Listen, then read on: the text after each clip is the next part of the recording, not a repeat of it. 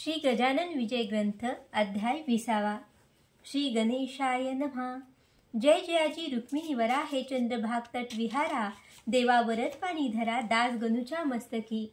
तू भूपांचा भूपती अवघेच आहे तुझ्या हाती, मग माझी फजिती कार्य ऐसी मांडलीस. माझे पाप ताप दहन करा कृपा कृशाने करून, राहो आनंदी सदा मन तुझे भजन करावया. यात अंतर केल्यास वृत्ता तुला लागेल दोष, खऱ्या थोरांनी आपणास बट्टा लावून घेऊ नये. म्हणून हे श्याम सुंदरा राही रुक्मिणीच्या वरा, पांडुरंगा परमुदारा माझी इच्छा पूर्ण करी. असो समाधिस्थ झाल्यावर श्री गजानन साधूवर म्हणू लागले, नारी नर आता काय या शेगावी. शेगावीचा ज्ञान गभस्ती असता गेला निश्चिती, आता काय तेथे माती राहिली आहे निव्वळ. समुद्राचे आटल्या नीर वा पुष्पतरूंचा गेल्या भर, कोण त्याचे करणार कौतुक या जगामध्ये. आता खेपा शेगावात करणे आहे की निमित्त, देव नसता देव्हाऱ्यात माळा बांधणे व्यर्थची. ऐसे कित्येक बोलती परिती असे साच भ्रांती, महाराजांची दिव्य ज्योती अदृश्य आहे तेच ठाया. जेवी इंद्रायणीचे तिरी ज्ञानेश्वर समाधिस्थ जरी, ते आहेत भेटले परी तेच ठाई भाविका. तैशी शेगावात श्री गजानन स्वामी समर्थ, ऐसा जयांचा सिद्धांत दर्शन त्यांना तेथ होते. ते विषयीची एक कथा सांगतो मी येथा आता. गणपत कोठाडे नामे होता एक भाविक गृहस्थ. हा रायली कंपनीचा एजंट शेगाव दुकानीचा, नित्यनेम होता त्याचा दर्शनाचा श्रोते हो. अस्तमानी प्रति दिवशी यावे त्याने मठाशी, बैसून या समाधीपाशी स्तवन करावे एकनिष्ठे. एकदा ऐसे वाटले त्यास अभिषेक करून समाधीस, उद्यांच्या विजयादशमीस ब्राह्मण भोजन घालावे. केली सर्व तयारी अभिषेकाची साजिरी, शिदा मठा भीतरी धाडीला मोठ्या प्रमाणात. ते कांता म्हणे, हो प्राणनाथा हे तुम्ही काय करता, हाड नाही तुमच्या हाता खर्च करण्याच्या बाबतीत. उद्या आहे विजयादशमी, म्हणून पोरा बाळांशी कपडे अलंकार अंगाशी करून घाला काहीतरी. हे अभिषेक ब्राह्मण भोजने वरचेवरीने योग्य करणे, दिली आपणा ईश्वराने 4 पोरे बाळे हो. फुटका मनीना अंगावरती मी लंकेची पार्वती, गृहस्थाची हिका रीती संचय करावा धनाचा. हे कांतेचे भाषण गणपतरावानं रुचले जाण, तो म्हणी प्रपंचाहून श्रेष्ठ परमार्थ वाटे मला. तोच त्याच्या कांतेशी स्वप्न पडले रात्रीशी, उगेन छळी पतीशी तो करते ते करू दे. त्यात तुझ्या बापाचे काय जाते सांग साचे, प्रेम अशाश्वताचे वेडे हे बाळगू नको. यामध्ये न काही सार धनभूचे भूमीवर, येते मात्र बरोबर पाप पुण्य मानवाच्या. अभिषेक ब्राह्मण भोजन हे पारमार्थिक आहे पुण्य, त्याच्यासाठी वेचिता धन ते न जाये अनाठाई. पेरलेल्या बीजापरी त्याची स्थिती होते खरी, म्हणून सांगतो तुला पुरी अडथळा त्या करू नको. ऐशा पाहून स्वप्नास सांगती झाली पतीस, त्याने गणपतरावास हर्ष झाला विबुध हो. आले का हे प्रत्यंतर महाराज येथेच साचार, सोडून द्यावा कुविचार आजपासून काहीतरी. मुले बाळे कोणाची, धन दौलत कोणाची, तू न वाही चिंता त्यांची, हे अवघे समर्थाचे.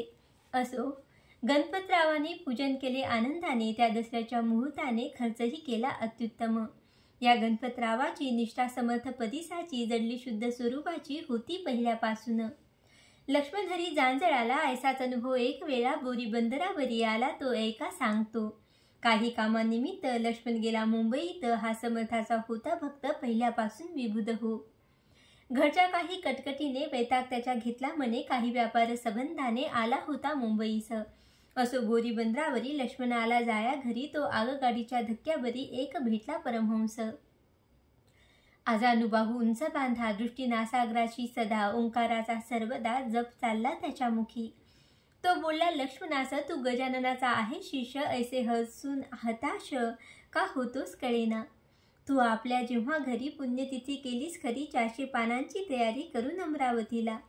गोपाळराव पेटकर आणि बापट मास्तर यांचा कैसा प्रकार घडला तो आण म्हणा.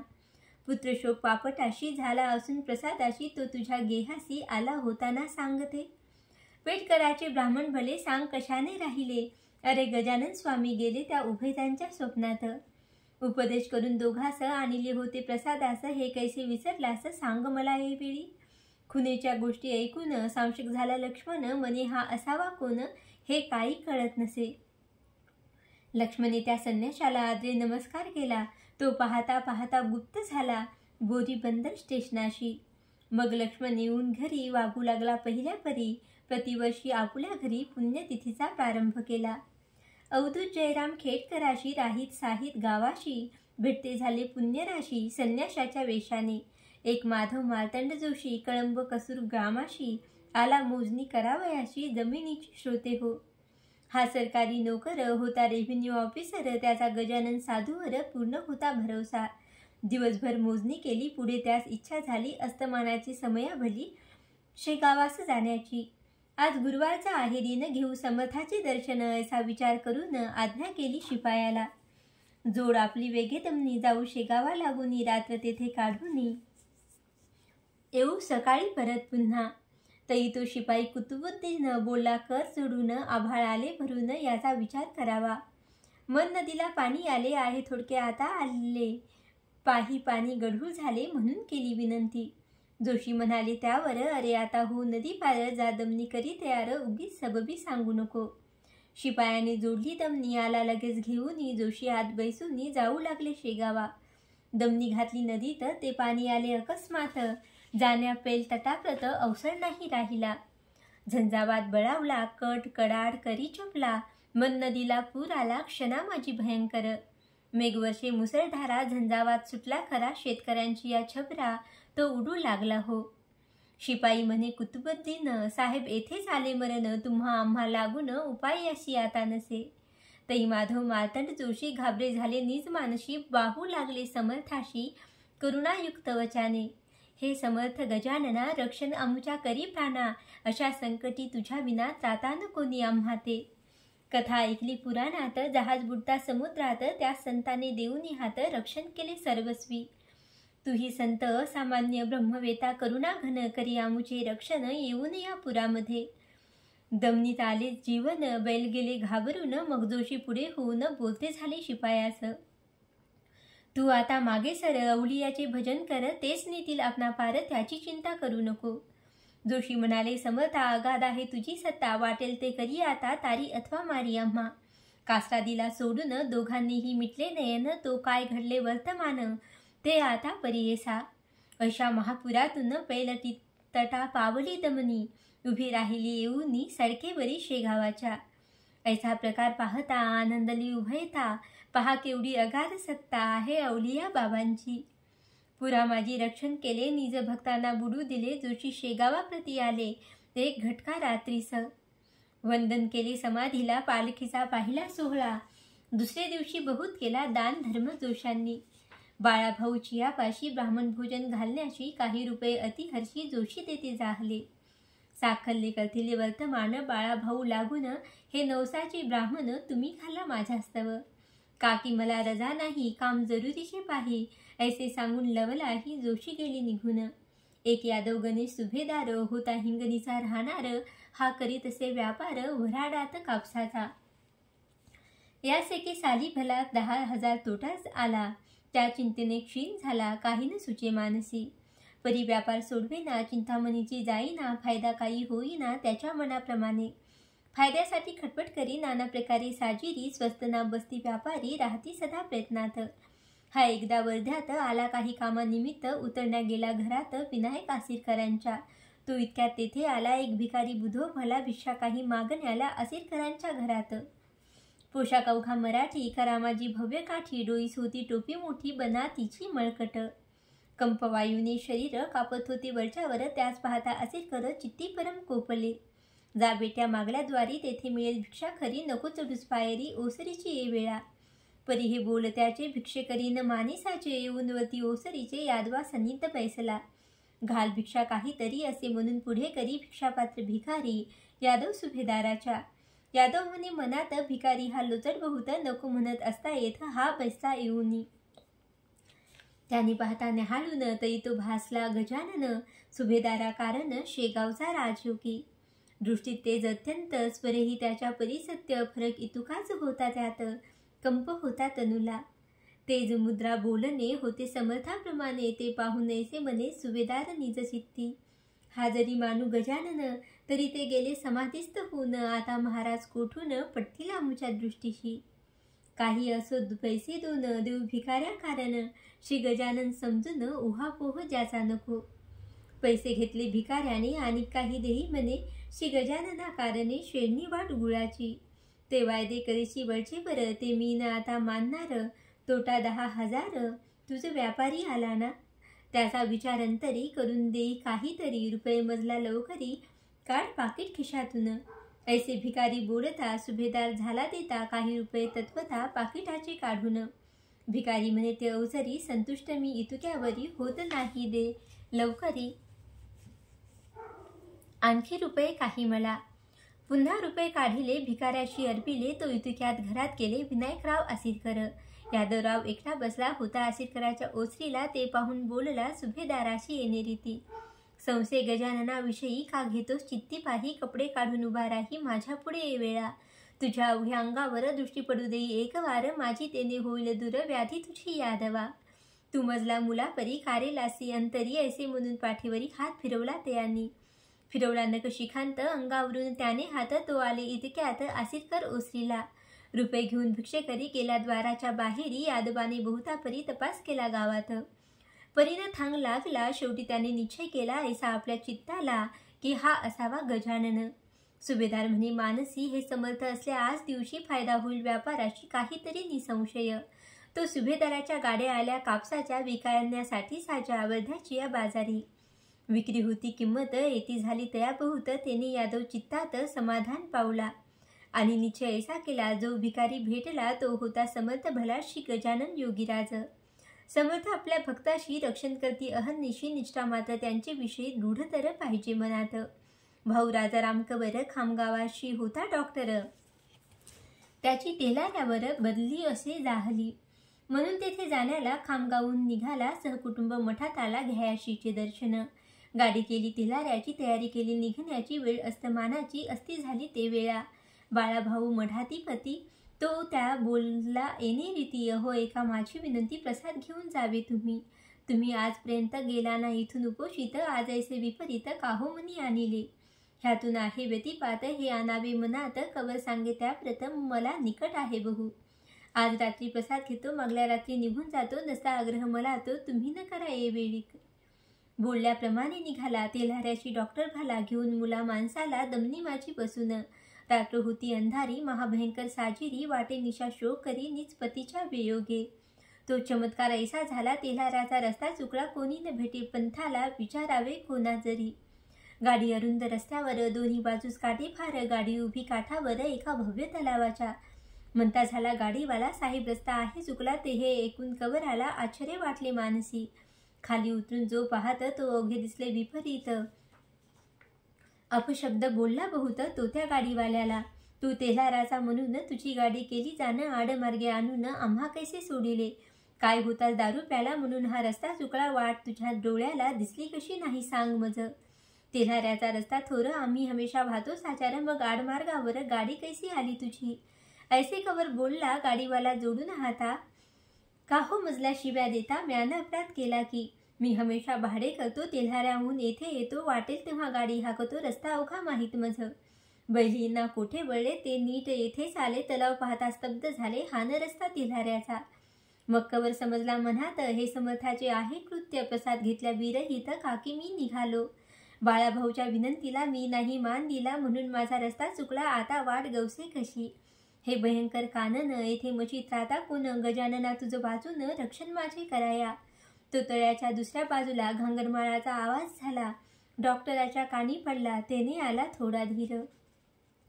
गाडीवाल्याशी म्हणे खबर रस्ता नाही फार दूर. या चाहुलीचा सुमार धरून गाडी हानाता. ते त्याने ऐकेले काट्या कुपाट्यातून नेले. नीट रस्त्याला लाविले या आपल्या गाडीस. हम रस्ता लागता भली डॉक्टराने चौकशी केली. तो ऐशा परी समजली गोष्ट त्या कौराते. हे शेगावचे शिवार आहे अजून साचार. मग म्हणाला डॉक्टर चाल शेगावी परत आता. सूर्योदयाची समय आला. शेगावाची कवर आला. वृत्तांत बाळाभाऊला केला सर्व निवेदन.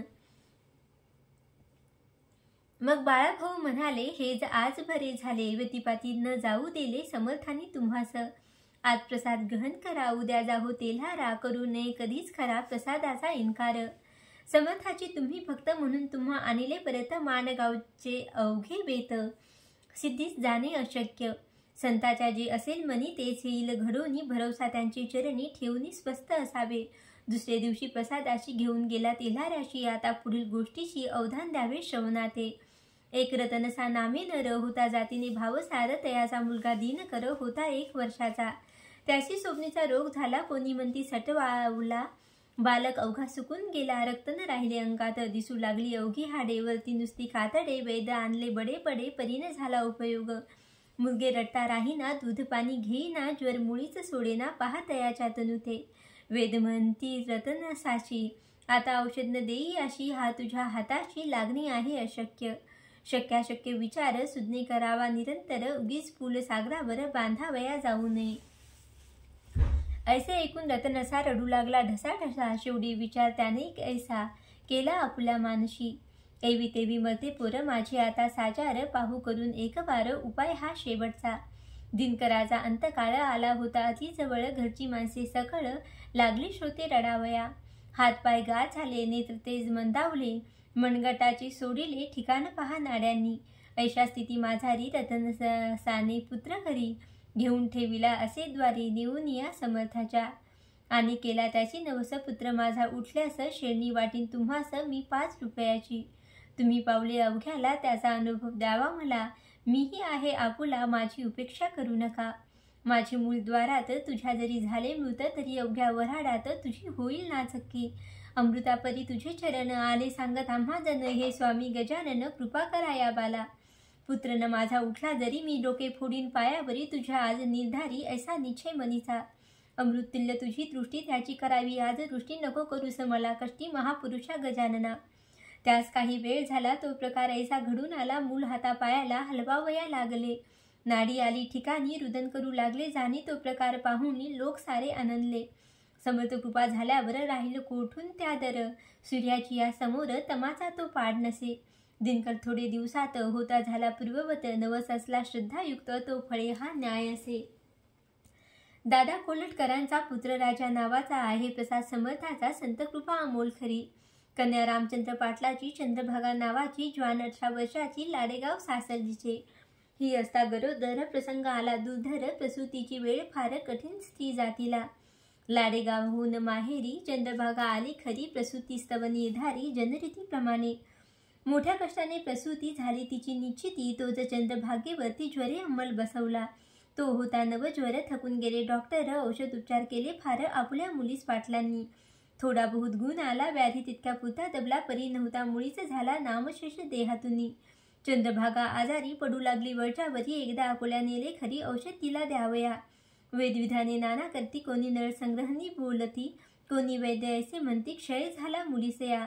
मग एकाचा एकाला नाही मुळीस लागला, मग पाटलाने विचार केला, आता वैद्य गजानन. तारो अथवा मारो इची अंगारा लावा, प्रति दिवशी तीर्थ द्यावे प्यावयाची समर्थाच्या पायाचे. पिता मोठा निष्ठावंत, समर्थावरी अवघा हेत, हळूहळू त्या पोरीप्रत गुण येता जाहला.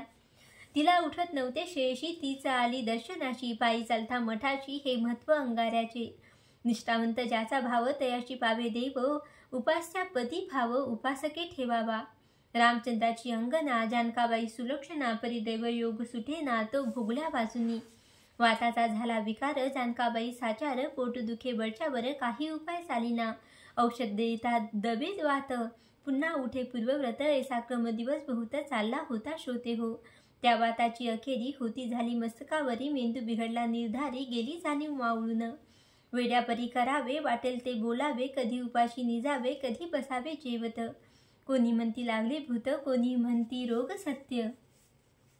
काही वधू लागले तेथ, हा करणीचा प्रकार असे. काकी जितके असती जमेदार, त्यांचे असते वाकडे फार. दुबळा आपुला दावी जोर, चेटूक करणी करुनिया. औषध पाय बहुत केले, जाणतेही आणविले, गंडे बहुत बांधिले, करी जानकाबाईच्या. पाटील घरचा श्रीमंत, तो सापडला अडचणीत, म्हणून येता झाला होत अवघ्या त्या दांभिकांना. कोणी अंगात आणावे, वेड्याचे निदान करावे, काहीतरी सांगावे धनास्तव पाटलाला. तो बिचारा सारे करी, कांताबरी न होय परी, विचार त्याने अखेरी ऐशा रीती ठरवला. वैद्य आता गजानन, जाणता आता गजानन, देवऋषी आता गजानन, तो जे वाटेल तेच करो. माझी बायको सून त्याची ही भावना माझी साची. आता अन्य उपायांची गरज नाही आम्हाला. तू उद्यापासून प्रातकाळी करी स्नान, मठा माझी जाऊन घाली प्रदक्षिणा समाधीशी. ते तिने पतीचे वचन सर्वथैव केले मान्य. सामर्थ समाधी लागून घालू लागली प्रदक्षिणा. गेल्यानं त्या मात्र वाया. दया आली सद्गुरुराया, वातविकार जाऊन या निर्दोष ती जाहली. खऱ्या खऱ्या संताची सेवा न जाई वायासाची. परिनिष्ठा मानवाची जडणे तेथे अशक्य. समर्थाच्या नंतर बाळाभाऊ गादीवर बसले. त्याचे चमत्कार काही थोडे जाहले. हे वैशाख वद्य षष्टीशी शेगावी गेले वैकुंठाशी. त्यांच्या मागून गादीशी बसले येऊन नारायण. बाळाभाऊ जेव्हा गेले तेव्हा नारायणाशी स्वप्न पडले. नांदुरे ग्रामी भले ते थोडे सांगतो. हे माळी नारायणा, तू शेगावास करी गमना. रक्षणा भाविक जनांना ऐसे मला वाटले. ऐसे स्वप्नी सांगून निघून गेले गजानन. म्हणून आले नारायण शेगावा माझारी. काही दिवस यांनीही अधिकार चालवला ते ठाई. यांची समाधी झाली पाही चैत्र शुद्ध षष्टीला. पूर्वसुकृतान वाचून संत सेवान घडे जाण. संत सेवेचे महत् पुण्य त्या पुण्या पार नसे. श्री गजानन लिलेचा पार कधी न लागायाचा. अंबरीच्या चांदण्याचा शोक कोणा न लागे कधी. मी अज्ञान पामर मती नाही तिळभर. मग हा लीला सागर मुखी केवू बनु हो. ज्याने जे जे बदविले ते ते मी कथित केले. लेखनीने अक्षर लिहिले परी तेन तिचे सामर्थ्य. ती लेखनी ज्या ज्या करी तोच अक्षरे काढी सारी. निमित्ता कारण होते खरी लेखनी ती लिहावया. तैसे जेथे झाले मी लेखनीचे काम केले. लिहिते लिहिते स्वामी भले श्री गजानन महाराज. त्यांच्या कृपे करून मी हे केले लेखन. येथे माझे मोठेपण काहीच नाही विबुध हो. स्वस्ती श्री दासगणू विरचित हा श्री गजानन विजय नामे ग्रंथ आता आला कळसाप्रत. कळसाध्याय पुढे असे. शुभम भवतु. श्री हरिरापणमस्तु इति श्री गजानन विजय ग्रंथस्य विषमोध्याय समाप्त.